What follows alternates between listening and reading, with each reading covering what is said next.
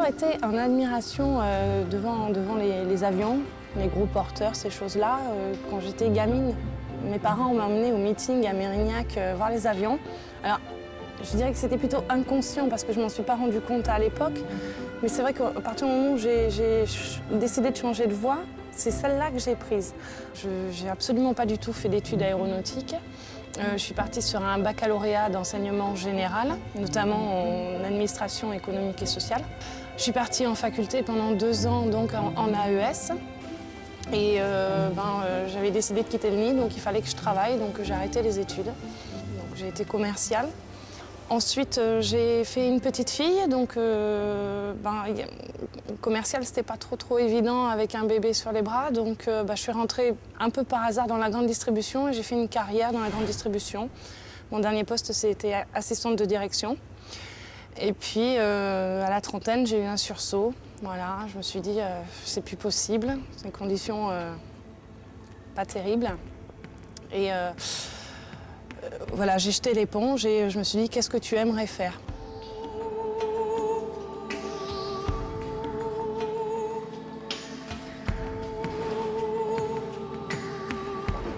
J'ai fait un stage en fait pour voir où étaient mes motivations professionnelles et j'étais partie pour partir dans le secrétariat ou la gestion et à ma grande surprise, on m'a annoncé que ce côté technique et manuel ressortait dans mon profil. Donc là, j'ai pas hésité du tout. J'ai dit, voilà, moi, je veux faire de l'aéronautique. J'ai étudié un petit peu tous les métiers qu'il y avait et celui qui me ressemblait le plus et qui me donnait vraiment envie de faire ça, c'était l'ajustage, donc devenir ajusteur aéro. Donc après, je me suis donné les moyens et puis Sabena Technique m'a donné la chance de pouvoir le faire aujourd'hui. Voilà. Donc, je pars du principe que ajusteur, c'est un métier qui est indispensable dans la famille aéronautique. Voilà. Sans ajusteur, il y a plein d'opérations qui ne peuvent pas avoir lieu. Donc on est un maillon essentiel. On va par exemple mâcher le travail d'un mécanicien, faire une ouverture de zone pour que lui puisse intervenir. Le mécanicien ne sait pas le faire, ne le fera pas. Donc on est là pour ça. On va prendre un chaudronnier par exemple qui va nous mettre en forme une pièce. Après tout ce qui est montage, assemblage, perçage, c'est pas son rôle, il ne saura pas le faire.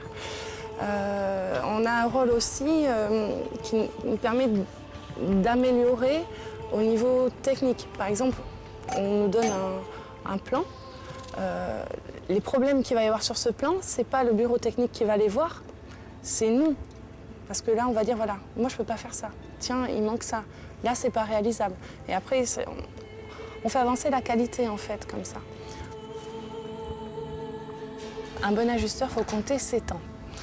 Là, j'arrive au terme de la seconde année. Donc, pour l'instant, ce que je veux, c'est bonifier la poudre d'or que j'ai au bout des doigts pour en faire des lingots. Et après, je verrai. On m'a offert la chance, en fait, de faire aussi de l'ajustage composite parce que j'étais une femme. Et qu'il est vrai qu'on a cette chose au bout des doigts, ce côté méticuleux que les garçons n'ont pas toujours. Je ne dis pas qu'il y en a qui travaillent tous mal, hein, c'est pas vrai. Mais ils sont peut-être moins patients. La première des qualités, moi je dirais, c'est être passionné par ce qu'on fait. Voilà, si on n'a pas ce petit brin de passion au départ, on ne peut pas être un bon ajusteur. Ensuite, il faut être rigoureux, il faut être hyper honnête. On peut pas se faire ce métier-là, on ne peut pas travailler dans les métiers de l'aéronautique si on n'est pas honnête. Voilà, on n'a pas droit à l'erreur. Si jamais on en fait une parce qu'on est que des êtres humains, il faut surtout le dire. Voilà, donc je mets vraiment un point d'honneur sur l'honnêteté. Ensuite, bon, il faut avoir un esprit d'équipe, puisque notre métier ne se fait pas tout seul. Il y a des gens en amont, il y a des gens en aval. C'est une collaboration permanente, donc il faut avoir cet esprit d'équipe, il ne faut pas être individualiste.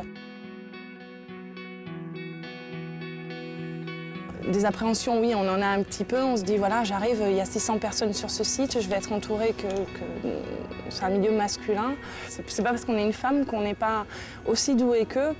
Pour certaines choses, je dirais même qu'on a ce petit truc en plus qu'ils n'ont pas sur la finition du travail. Et non, j'ai pas eu d'a priori là-dessus. Je pense que l'accueil de l'entreprise a fait aussi que toutes ces barrières aient été levées.